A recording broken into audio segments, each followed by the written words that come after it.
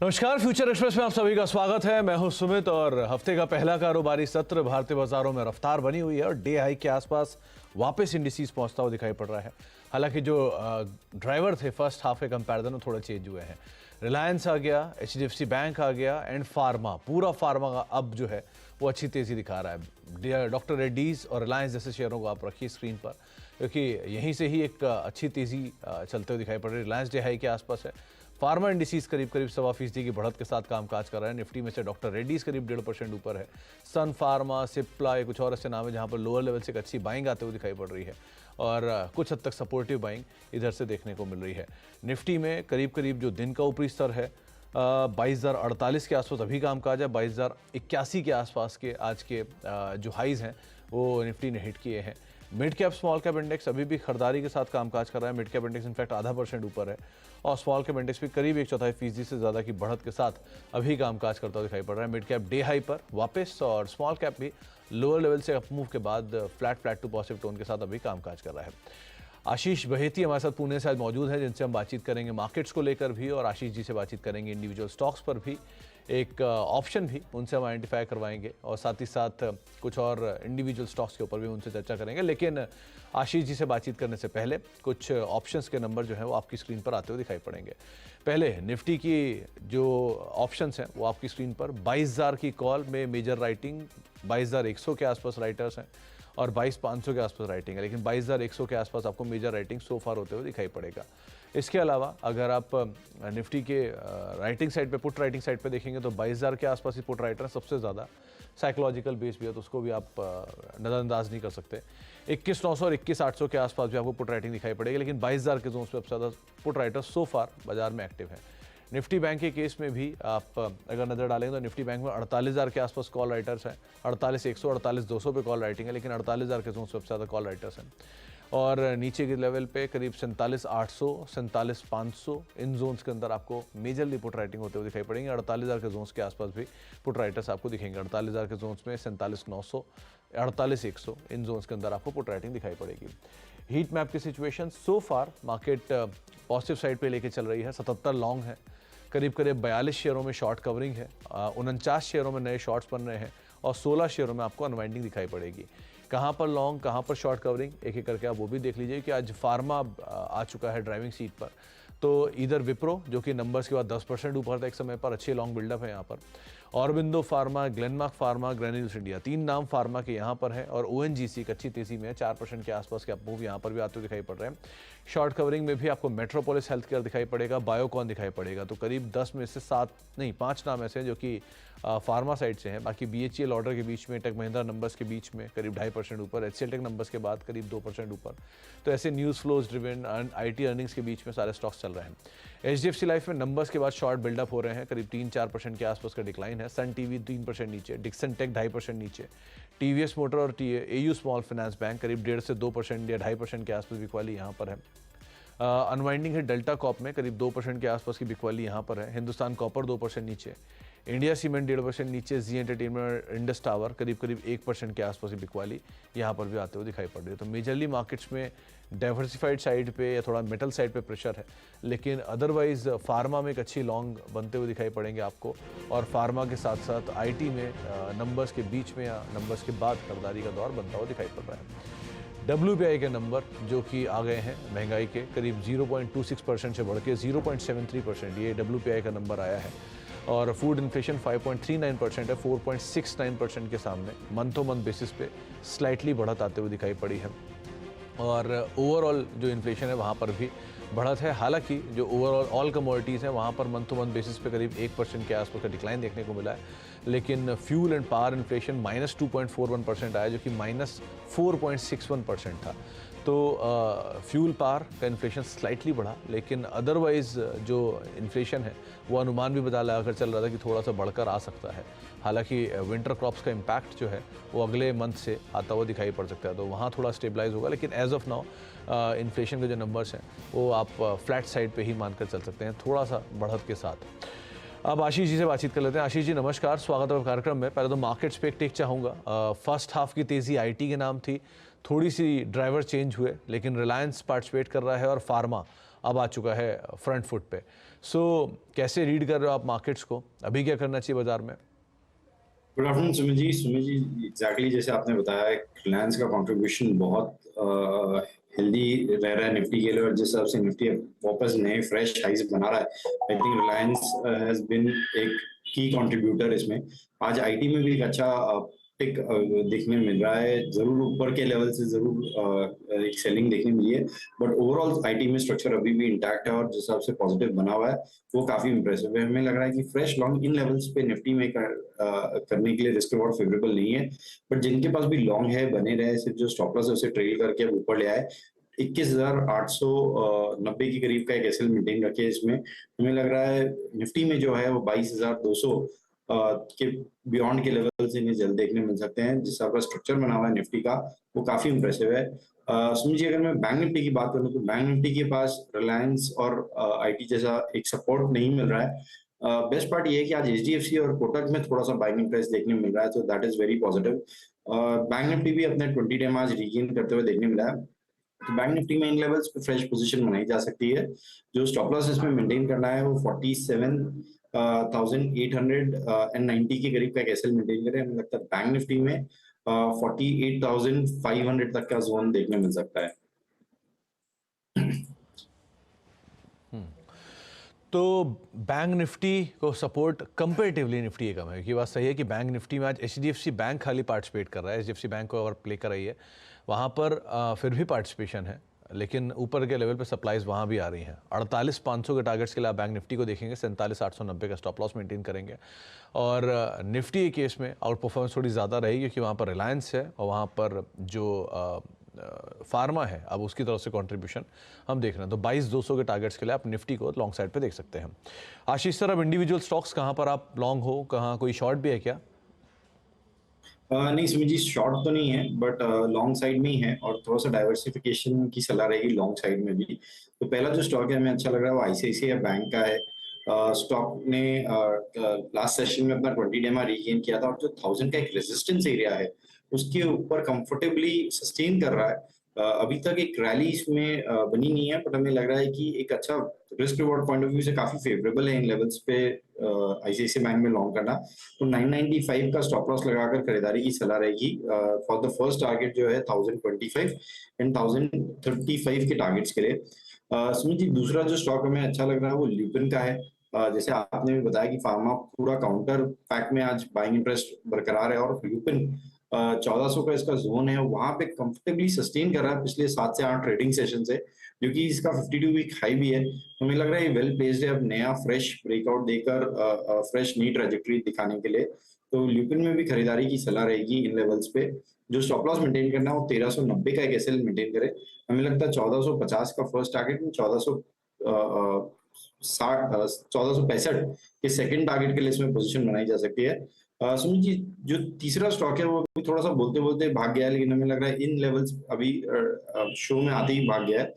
UBL की मैं बात कर रहा हूँ, बट हमें लग रहा है कि इन लेवल्स पे भी उसमें पोजीशन बनाई जा सकती है। स्टॉक ने अपना 20 डेमा पे बेस बनाकर अच्छा एक बाउंस दिया है आज। 1.25% अभी जरूर आप है, लेकिन खरीदारी की सलाह रहेगी यूबीएल में। जो स्टॉप लॉस मेंटेन करना है वो 1795 का एक एसएल मेंटेन करे। हमें लगता है इसमें 1840 और 1860 तक के जोन्स देखने मिल सकते हैं। ILU यानी ICICI, Lupin and United brewery, सोच के रखा था क्या आशीष जी ये नाम आपने तीनों का? नहीं सुमित जी, इन तीनों में बाइंग इंटरेस्ट देखने मिल रहा है, इसलिए कोइंसिडेंस ऐसा है कि इलू बन गया है। लेकिन आईसीआईसीआई, लुपिन और यूनाइटेड ब्रिवरीज, इन तीनों पर आप बेट कर सकते हैं। यूनाइटेड ब्रिवरीज करीब करीब डे हाई के आसपास कामकाज कर रहा है, लेकिन आईसीआईसीआई बैंक करीब 1025 1055 के टारगेट्स के लिए आप लॉन्ग जाएंगे। 995 का स्टॉप लॉस मेंटेन करेंगे। लुपिन दूसरा नाम रहेगा जिसको आप लॉन्ग साइड पर देख सकते हैं। फार्मा की तरफ से जो फ्लेवर है वो यहाँ पर ऐड हो जाएगा 1450 1465 टारगेट्स के लिए। और डाइवर्सिफाइड स्पेस से यूनाइटेड ब्रिवरीज जिसको आप बेट कर सकते हैं। यहाँ पर पहले भी आशीष सर कई बार राय दे चुके हैं। 1840 1860 के टारगेट्स के लिए आप लॉन्ग साइड पे इसको देख सकते हैं। 1795 का स्टॉप लॉस मेंटेन करेंगे। आशीष सर, अब तीन जो प्रोमिनेंट नाम आज सुबह से होल्ड कर रहे थे मार्केट्स को, उसमें एक आता है एचडीएफसी बैंक, एक आता है टीसीएस। नया हाई टीसीएस ने आज बनाया, और एचडीएफसी बैंक भी उन जोन्स को ब्रीच कर रहा है जो जोन्स इसके यूजुअली रेजिस्टेंस रहते हैं, और तीसरा रिलायंस जो कि अभी भी सो फार होल्ड कर रहा है। तो इन तीनों में क्या करें जिनके पास पोजीशंस हैं वो, और अभी की सिचुएशन क्या कहती है, टीसीएस प्रॉफिट टेकिंग देख हुआ है लेकिन बाकी दोनों होल्ड कर रहे हैं, क्या करें? जी, सुमित जी, पहले रिलायंस पे टेक देना चाहूंगा। बहुत अच्छा चार्ट स्ट्रक्चर बना हुआ है और जिन लेवल्स पे इन मतलब ऑल टाइम हाई पे रिलायंस ट्रेड कर रहा है, इन लेवल्स पे भी इतनी अच्छी बाइंग इंटरेस्ट उसमें बरकरार है। पिछले 4 दिनों से अगर आप देखेंगे तो कंटिन्यूसली हायर हाइज बन रहे हैं स्टॉक में, और एक अच्छा रैली 2600 से 2750 तक का ऑलरेडी हो चुका है, और यहाँ पे भी अभी भी 1.25% स्टॉक अप है। तो खरीदारी की जा सकती है, लेकिन स्टॉप लॉस थोड़ा सा डीप रखना पड़ेगा। जिनके पास भी लॉन्ग है बने रहे, सिर्फ 2730 का एक एसएल मेंटेन करे जो कि आज का डे लो है। हमें लग रहा है इसमें 2830 और उसके बियॉन्ड 2870 तक के लेवल्स देखने मिल सकते हैं। एचडीएफसी बैंक की बात करें तो सुमित जी, पहला डे मैं बोल सकता हूँ जिसमें एक रिवर्सल थोड़ा सा देखने मिल रहा है, और स्टॉक ने पिछले 3 दिनों का जो हाइज है उसे रीगेन करता हुआ देखने मिला है। तो एचडीएफसी बैंक में भी खरीदारी की सलाह है। अगर ये यहाँ से मूव स्टार्ट होता है, तो अभी तक ये मूव अभी भी प्रीएम्प्टिव मूव है, क्योंकि 20 डेमा से नीचे स्टॉक अभी भी प्लेस्ड है। अगर ये मूव यहाँ से स्टार्ट होता है तो इसमें बहुत स्टीम बचा है, और 1700 प्लस के लेवल्स इसमें देखने मिल सकते हैं। तो खरीदारी की जा सकती है इन लेवल्स पे भी। जो स्टॉक लॉस इसमें मेंटेन करना है वो 1640 का एक एसएल मेंटेन करें।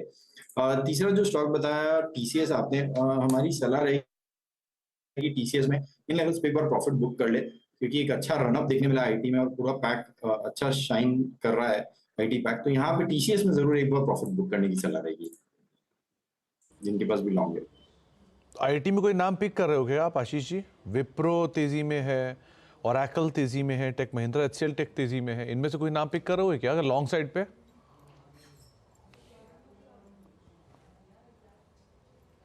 सुनिए, हम फोकस है तो ओरेकल जरूर हम खरीदारी की सलाह रहेगी। भले ही 4% भाग चुका है आज, बट हमें लग रहा है कि कोई भी डिप आता है तो ओरेकल फाइनेंस, एलटीए, टीएस, इनमें पोजीशन बनाने की सलाह है। परसिस्टेंट हमारा कंसिस्टेंटली एक बाय रिकमेंडेशन रहा है, तो इनमें कोई भी डिप आती है तो उसमें खरीदारी की जा सकती है। ओरेकल में हमें जिस आपका स्ट्रक्चर लग रहा है, इसमें 5100 तक के टारगेट्स देखने मिल सकते हैं, तो पोजीशन बनाई जा सकती है इन लेवल्स पे भी। या कोई डिप आए तो ज्यादा फेवरेबल बन जाएगा इसमें पोजीशन बना। जो स्टॉप लॉस मेंटेन करना है 4700 का एक एसएल मेंटेन करेगा। तो 4700 का एक स्टॉप लॉस मेंटेन करके ओरेकल फाइनेंशियल को आप देख सकते हैं। बहुत समय बाद स्टीम आया है, 4.5% की बढ़िया तेजी यहाँ पर भी देखने को मिल रही है। आशीष जी, इसके अलावा कुछ और स्टॉक्स में जहाँ एक अच्छी अपमूव देखने को मिल रही है, उसमें ओएनजीसी, ये अगर फार्मा को भी हटा दूं और आईटी को भी हटा दूं तो एक तीसरा स्पेस है जहाँ पे बाएंगे, वो है पीएसयू। कैश मार्केट से आईआरएफसी ऐसे शेयरों में तेजी है, और एफएनओ में ओएनजीसी 3.5-4.5% की तेजी में है। नए रिकॉर्ड्स पर ये पूरा सेक्टर कामकाज कर रहा है। कैसे रीड कर रहे हो आप इसे? सुमित जी, इनफैक्ट ओएनजीसी की मैं बात करूं तो एक्चुअली ये हमारे सस्ता ऑप्शन के लिए पिक किया हुआ था। रैशनल ये है कि इसमें इन लेवल्स पे अब थोड़ा सा लॉन्ग जाना थोड़ा अनकंफर्टेबल हो जाएगा, बट इसे ऑप्शन के थ्रू पोजीशन अभी भी बनाई जा सकती है। तो मैं इसका ऑप्शन अभी बता देता हूँ। दूसरा मैं वापस एक सर्च करके रख लेता हूँ जब तक। तो 5 जो एट दी मनी कॉल है इसकी 5.5 रुपए की करीब चल रही है, 233 वाली, उसमें पोजीशन बनाने की सलाह रहेगी।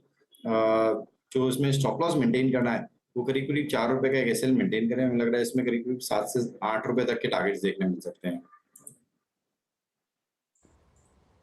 तो 233 की कॉल 5-5.5 के आसपास चल रही है। आप 8-8.5 तक के टारगेट्स यहाँ पे आते हुए देख सकते हैं, और ये सस्ता ऑप्शन नहीं है, लेकिन अदरवाइज अगर आप ओएनजीसी की तेज़ी को प्ले करना चाह रहे हैं तो ये एक तरीका हो सकता है। ब्रेक का वक्त हो भी गया है, ब्रेक के बाद लौटेंगे, आशीष जी बने ही रहेंगे, एक सस्ता ऑप्शन से दोबारा आइडेंटिफाई करवाते हैं छोटे से ब्रेक के उस पार। लेकिन हाँ, इस ओएनजीसी की तेज़ी को अगर आप प्ले करना चाह रहे हैं तो 233 के ऑप्शन के जरिए 7 से 8 के टारगेट्स के लिए आप इसे लॉन्ग सकते हैं, 4 का एक स्टॉप लॉस मेंटेन कर सकते हैं। ब्रेक का वक्त है, ब्रेक के बाद लौटते हैं और बातचीत करते हैं।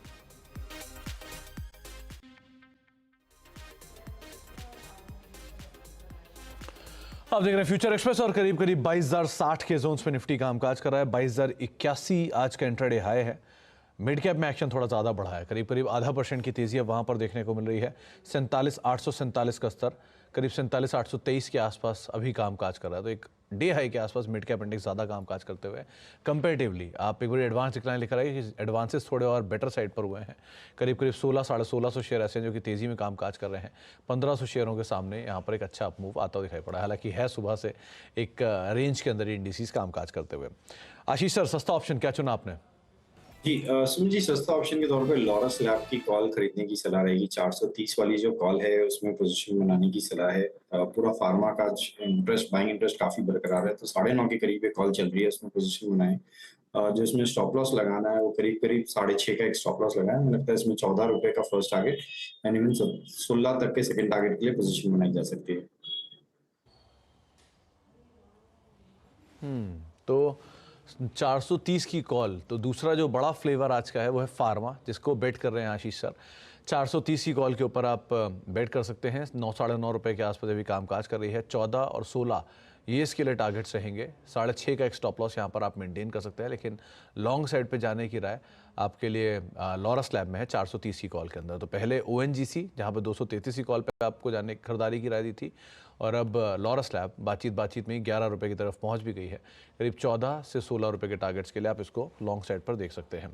आशीष सर, ग्रैन्यूल्स और देख लीजिए एक बार। फार्मा में आज ये भी अच्छे अपमूव में कामकाज कर रहा है, इसे कैसे रीड कर रहे हो आप? जी, इसमें भी बाइंग इंटरेस्ट काफी अच्छा बना और लॉन्ग बिल्डअप क्लियरली विजिबल है। इसमें जो वॉल्यूम है, इसके एवरेज वॉल्यूम होते हैं उससे डबल वॉल्यूम ऑलरेडी इसमें क्लॉक इन हो चुका है और 4% का मूव स्टॉक में बन चुका है ऑलरेडी। हमें लग रहा है जिनके पास भी लॉन्ग है बने रहे। ये जो ब्रेकआउट है, दिस इज 450 का जोन इसमें जल्द देखने मिल सकता है, तो होल्ड करने की ही सलाह रहेगी। जो स्टॉप लॉस इसमें मेंटेन करना हो 415 का एक एसएल मेंटेन करे और होल्ड करे ग्रैन्यूल्स के ट्रेड में। जी, तो 415 का एक स्टॉप लेके आप ग्रैन्यूल्स के ट्रेड के अंदर बने रह सकते हैं। ये आपको एक राय यहाँ पर दी जा रही है। बहुत बहुत शुक्रिया आशीष सर हमारे साथ मौजूद रहने के लिए, बाजार पर अपनी राय रणनीति रखने के लिए, और साथ ही साथ एक सस्ता ऑप्शन हमसे शेयर करने के लिए और अपने सभी ट्रेड्स पे हमसे बातचीत करने के लिए। अब आगे बढ़ते हैं और ब्रेक पे जाने से पहले आपको बता दें, एफएनओ गुरुकुल की शानदार सफलता के बाद CNBC आवाज़ ला रहा है एफएनओ गुरुकुल सीज़न 2। दूसरा सीज़न पहले के मुकाबले कहीं ज़्यादा बेटर रहेगा। तो 10 से 11 फरवरी के बीच होने वाले इस वेबिनार में आपके पास इंडस्ट्री के दिग्गजों से फ्यूचर्स एंड ऑप्शंस की बारीकियां सीखने का मौका मिलेगा, और वो भी बिल्कुल सरल भाषा में, ताकि आप इनसे अपनी ट्रेडिंग को और बेहतर बना पाएँ। इस बार गुरुकुल में पोर्टफोलियो मैनेजमेंट पर भी खास फोकस रहेगा, तो फटाफट रजिस्ट्रेशन कीजिए, और रजिस्ट्रेशन के लिए QR कोड स्कैन करके आप हमारी वेबसाइट पर भी इंफॉर्मेशन ले सकते हैं, और साथ साथ हमारे सोशल मीडियाज़ पर भी, हैंडल्स पर भी तमाम डिटेल्स आप चेक कर सकते हैं।